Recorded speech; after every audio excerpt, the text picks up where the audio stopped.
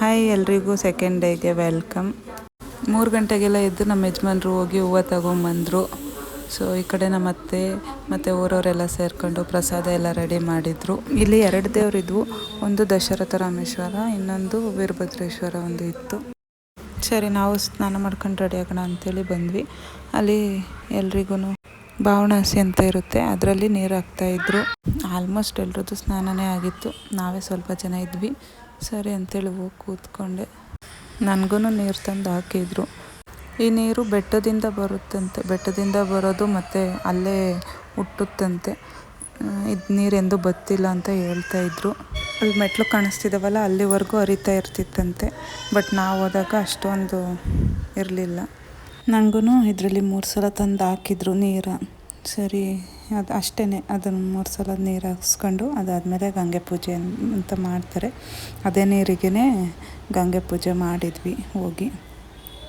ನೀರು ಹಾಕ್ತಿದ್ದಾರಲ್ಲ, ಅಲ್ಲಿಂದ ಸುತ್ತ ನೋಡಿದರೆ ಯಾವುದೋ ಬೇರೆ ವರ್ಲ್ಡಿಗೆ ಬಂದಿದ್ದೀವಿ ಅನ್ನೋ ಫೀಲ್ ಆಗ್ತದೆ. ಅಂದರೆ ಫುಲ್ಲು ಬೇವಿನ ಮರ ಎಲ್ಲ ಇತ್ತು, ಅದಾದಮೇಲೆ ದೊಡ್ಡ ದೊಡ್ಡ ಬಂಡೆಗಳು, ಆಮೇಲೆ ಆಲದ ಮರದ ಬೇರುಗಳು ಸಿಕ್ಕಾಪಟ್ಟೆ ಸಖತ್ತಾಗಿ ಕಾಣಿಸ್ತಾ ಇತ್ತು. ಇದು ಸೆಂಟ್ರಿಂದ ಈ ಥರ ಫುಲ್ ಕಾಣಿಸ್ತತೆ.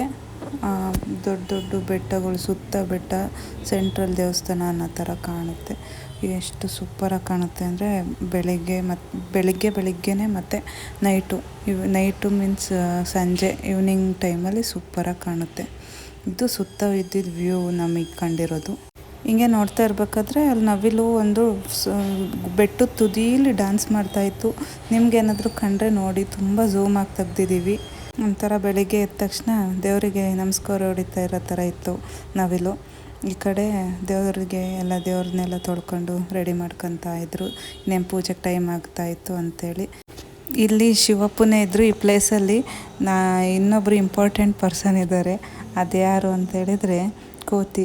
ಯಪ್ಪ ಎಷ್ಟು ಕಾಟ ಕೊಡ್ತಿದ್ವು ಅಂತೇಳಿದರೆ. ಅವಕ್ಕೆ ಮತ್ತು ಸಿಟ್ಟು ಮಾಡೋಂಗಿಲ್ಲ, ಸಿಟ್ಟು ಮಾಡಿದರೆ ಮೇಲೆಲ್ಲ ಬಂದು ಕಚ್ಚೋಕ್ಕೆಲ್ಲ ಬರ್ತವೆ. ಬಟ್ ಸಖತ್ ಮಜಾ ಇತ್ತು. ನಾವು ಚಿಪ್ಸು ಆಮೇಲೆ ಜ್ಯೂಸ್ ಎಲ್ಲ ಇತ್ತು ನಮ್ಮ ಗಾಡೀಲಿ, ಅದನ್ನು ತಗೊಂಡೋಗಿ ಕುಡಿತಾ ಇದ್ದಾವೆ. ನೋಡಿ ಹೆಂಗೆ ಜ್ಯೂಸ್ ಕುಡಿತಾ ಇದ್ದಾವೆ. ಅವು ಕೇಳಿದ ತಕ್ಷಣ ಕೊಟ್ಟು ಬಿಡಬೇಕು, ಇಲ್ಲ ಅಂತೇಳಿದರೆ ಫುಲ್ಲು ಅಟ್ಯಾಕ್ ಮಾಡಿಬಿಡ್ತವೆ ಗುಂಪೇ ಬಂದು. ನನಗಂತೂ ಸಿಕ್ಕಾಪಟ್ಟೆ ಫುಲ್ ಕ್ಯೂರಿಯಾಸಿಟಿ ಏನು ಮಾಡ್ತವೆ ಅಂಥೇಳಿ. ಎಷ್ಟು ಚೆನ್ನಾಗಿ ಜ್ಯೂಸ್ ಬಾಟ್ಲು ಎಲ್ಲ ಎಷ್ಟು ಕ್ಲೀನಾಗಿ ಓಪನ್ ಮಾಡ್ತಿದ್ವು ಅಂದರೆ ನಮಗೂ ಓಪನ್ ಮಾಡೋಕ್ಕೆ ಬರೋಲ್ಲ, ಅಷ್ಟು ಕ್ಲೀನಾಗಿ ಓಪನ್ ಮಾಡ್ಕೊಂಡು ಕುಡಿತಾಯಿದ್ವು.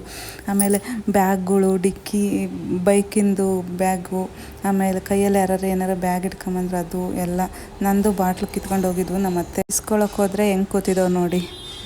ಅದಾದಮೇಲೆ ನಮ್ಮ ಯಜಮಾನ್ರು ಮತ್ತು ಅವ್ರ ಚೈಲ್ಡ್ಹುಡ್ ಫ್ರೆಂಡು ಬೆಟ್ಟ ಹತ್ತುತ್ತೀವಿ ಅಂತ ಹೋದರು. ಸೊ ನಾನು ಹಂಗೆ ಕತೆ ಮುಂದುವರಿಸ್ತೀನಿ. ಶ್ರವಣಕುಮಾರಂದು ವಿತ್ತಿದ್ದು ಫೋಟೋ ಹಾಕಿದ್ದೀನಿ ನೋಡಿ, ಅದೇ ಸಮಾಧಿ. ಇದು ಅವ್ರ ಅಪ್ಪ ಅಮ್ಮಂದು ಅವನದು ಸೇರಿ. ಇದು ಬೆಟ್ಟದ ಮೇಲಿನ ವ್ಯೂ ನೋಡ್ತಾ ನನ್ನ ಕತೆ ಕೇಳಿ. ಆಲ್ಮೋಸ್ಟ್ ಎಲ್ರಿಗೂ ಈ ಕತೆ ಗೊತ್ತಿರುತ್ತೆ, ನಾನು ಚಿಕ್ಕದಾಗಿ ಹೇಳ್ತೀನಿ. ಶ್ರವಣಕುಮಾರ ಅವ್ರ ಅಪ್ಪ ಅಮ್ಮನ್ನ ತೀರ್ಥಯಾತ್ರೆಗೆ ಅಂತ ಕರ್ಕೊಂಬಂದಿರ್ತಾನೆ. ಸೊ ಅವಾಗ ಅವ್ರ ಅಪ್ಪ ಅಮ್ಮಂಗೆ ಬಾಯಾರಿಕೆ ಆಗಿರುತ್ತೆ, ನೀರು ತರ್ತೀನಿ ಅಂತೇಳಿ ಹೋದಾಗ ಈ ಕಡೆ ದಶರಥ ಮಹಾರಾಜ ಬೇಟೆಯಾಡೋಕ್ಕೆ ಅಂತ ಬಂದಿರ್ತಾರೆ. ಅವನು ನೀರು ತುಂಬ ಸೌಂಡಿಗೆ ಯಾವುದೋ ಪ್ರಾಣಿ ಬಂದು ನೀರು ಕುಡಿತಾ ಇದೆ ಅಂತೇಳಿ ಶಬ್ದವೇದಿ ವಿದ್ಯೆನ ಪ್ರಯೋಗ ಮಾಡ್ತಾರೆ. ಶಬ್ದವೇದಿ ವಿದ್ಯೆ ಅಂದರೆ ಶಬ್ದ ಯಾವ ಕಡೆ ಬರ್ತಿರುತ್ತೋ ಆ ಕಡೆ ಬಾಣ ಬಿಟ್ಟರೆ ಅದು ಸತ್ತೋಗುತ್ತೆ, ಅದಕ್ಕೆ ಶಬ್ದವೇದಿ ಅಂತಾರೆ.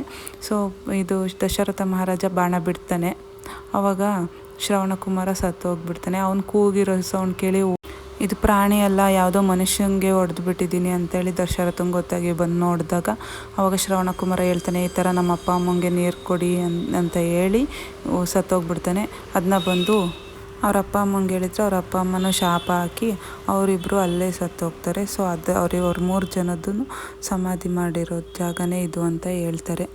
ಇಲ್ಲಿ ನಮ್ಮ ಯಜಮಾನ್ರು ತೋರಿಸಿದ್ದು ಬೆಟ್ಟದ ಹೂವು ಅಂತಲೇ ಅಂದ್ಕೊಂಡಿದ್ವಿ. ಬಟ್ ಆಮೇಲೆ ಗೊತ್ತಾಯಿತು ಇದು ಬೆಟ್ಟದ ನೆಲ್ಲಿಕಾಯ್ದು ಬೀಜ ಅಂಥೇಳಿ. ಸೊ ನಮಗೆ ತಂದು ಕೊಟ್ಟಾಗ ನಾವು ಫಸ್ಟ್ಗೆ ಹಂಗೆ ಅಂದ್ಕೊಂಡ್ವಿ. ಈ ಕಡೆ ಕೆಳಗೆ ಪೂಜೆಗೆಲ್ಲ ರೆಡಿ ಮಾಡ್ಕೊಂಡಿದ್ರು. ಸೊ ನಾವು ಬೆಟ್ಟ ಹತ್ತಕ್ಕೆ ಹೋದವ್ರು ಇನ್ನೂ ಬರಲಿಲ್ಲ ಅಂತ ಅಂದ್ಕೊಳ್ತಾ ಇನ್ನೇನು ದರ್ಶನಕ್ಕೆ ಹೋಗೋಣ ಅಂತೇಳಿ ನಿಂತ್ಕೊಂಡಿದ್ವಿ. ಅಷ್ಟೊತ್ತಿಗೆ ಬೆಟ್ಟ ಹತ್ತಕ್ಕೆ ಹೋದವರು ವಾಪಸ್ ಬಂದರು. ಇದು ಟ್ರೆಕ್ಕಿಂಗಿಗೆಲ್ಲ ಸೂಪರಾಗಿದೆ ಅಂತ ಹೇಳಿದರು. ಆಮೇಲೆ ಎಲ್ಲ ದರ್ಶನಕ್ಕೆ ಹೋಗೋಣ ಅಂಥೇಳಿ ದರ್ಶನಕ್ಕೆ ನಿಂತ್ಕೊಂಡಿದ್ವಿ. ದರ್ಶನ ಯಾವ ಥರ ಇದೆ ಅಂತ ಹೇಳಿದರೆ, ಒಂದು ಬಂಡೆ ಒಳಗೆ ದೇವರಿದೆ, ಸೂಪರಾಗಿದೆ. ಒಳಗಡೆ ವಿಡಿಯೋ ಅಲೋ ಇರಲಿಲ್ಲ, ಬಟ್ ಸ್ವಲ್ಪನೇ ಮಾಡಿದ್ದೀನಿ ನೋಡಿ. ಈ ಥರ ಸುತ್ತ ಫುಲ್ಲು ಗುಡ್ಡದ ಸೆಂಟ್ರಲ್ಲಿ ಅದು ಬಕ್ಕೊಂಡು ಹೋಗಬೇಕು, ಅಷ್ಟೇ ಚಿಕ್ಕದಿದೆ. ದೇವರು ಸೂಪರಾಗಿದೆ. ನಾನು ಫೋಟೋನೂ ಹಾಕಿದ್ದೀನಿ. ಅದಾದಮೇಲೆ ನಮ್ಮದು ಊರಿನ ದೇವರಿಗೆ ಪೂಜೆ ಮಾಡಿದರು. ಇಲ್ಲಿಂದನೇ ಒಂದು ಸಲ ವ್ಯೂ ತೋರಿಸ್ತೀನಿ ನೋಡಿ ಹೆಂಗಿದೆ ಅಂಥೇಳಿ.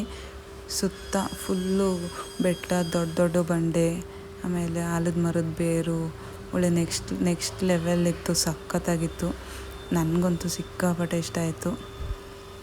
ಇದಾದಮೇಲೆ ಮೊದಲೇ ಭೂತಪ್ಪ ಕೇಳಬೇಕಾ, ಪೂಜೆ ಎಲ್ಲ ಆದಮೇಲೆ ಸ್ಟಾರ್ಟ್ ಆಯಿತು ನೋಡಿ ಕುಣಿಯೋಕ್ಕೆ. ಇದು ಫೇಮಸ್ಸು ನಮ್ಮ ಕಡೆ, ಅಂದರೆ ಭೂತಪ್ಪ ಕುಣಿಯೋದು, ದೇವ್ರಿಗೆ ಕುಣಿಯೋದು ಅಂತ ಅಂತಾರೆ. ಸಖತ್ತಾಗಿರುತ್ತೆ. ಎವ್ರಿ ಟೈಮು ಏನಾದರೂ ಪೂಜೆ ಅಥವಾ ಹಬ್ಬ ಏನೇ ಇದ್ರೂ ಇದೇ ಥರನೇ ಅಲಂಕಾರ ಮಾಡ್ತಾರೆ. ಹೂವು, ಆಮೇಲೆ ಇದು ಬೇಟೆ ಸೊಪ್ಪು ಅಂತ ಸಿಗುತ್ತೆ. ಬೇಟೆ ಸೊಪ್ಪು ತುಂಬ ಇಂಪಾರ್ಟೆಂಟು, ಅಂದರೆ ಶಿವಪ್ಪಗೆ ಹೆಂಗೆ ಬಿಲ್ಪತ್ರೆ ಇಂಪಾರ್ಟೆಂಟು, ಅದೇ ಥರ ಬೇಟೆ ಸೊಪ್ಪು ಭೂತಪ್ಪಗೆ ಇಂಪಾರ್ಟೆಂಟು.